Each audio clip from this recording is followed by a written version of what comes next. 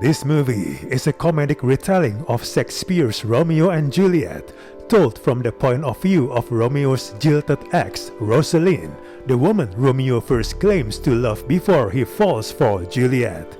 People are really familiar with this story, but the movie tries to present it in a new modern way.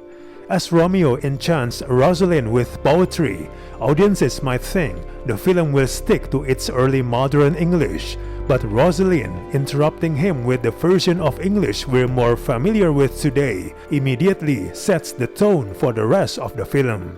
Unfortunately, because Romeo and Juliet is so well known, audiences will know where this film is headed. There aren't as many surprises in store as would have been fun to see, as it only offers up quite a few differences. It would have been more exciting if the story went off in a more rogue direction and further distanced itself from the original material. This romantic comedy is painfully self-aware, the kind of deeply cynical and self-aware storytelling popularized by Marvel movies. Unfortunately, this approach doesn't make it clever, instead falling back on romantic comedy tropes that were creaky back in the modern Shakespeare adaptation of the 90s. The filmmakers are not skilled enough to create a compelling storyline for our main character that doesn't resort to tired tropes as the movie trudges through some recycled gimmicks. There are moments where it really drags, especially towards the beginning. This movie is not really bad, but it's not good either. It's not that clever, not that charming, and not that funny. Too much of what's here stops just short of paying off with a big laugh. The direction veers into cartoonish at times, though if this movie were truly a satire, it's not cartoonish enough. Much of the film's script relies on the titular character's supposed sarcastic wit.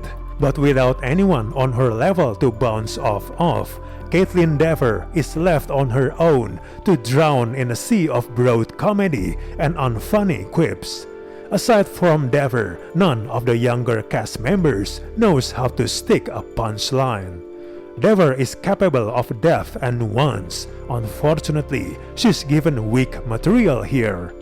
For a movie that's supposedly about the feminist reassessment of Rosaline, there's sadly not much to her, as the plot points and feminist character arcs feel forced and underdeveloped. The character doesn't have personalities that push her to break free from their cages. Instead, her entire personality is just the longing for that freedom. We don't really know who she is. There's a line about wanting to be cartographer, yet she's never shown engaging with maps or doing anything really that isn't driven to move the plot forward. Overall, this is such an uninspired and uninteresting movie. We do not recommend this movie at all.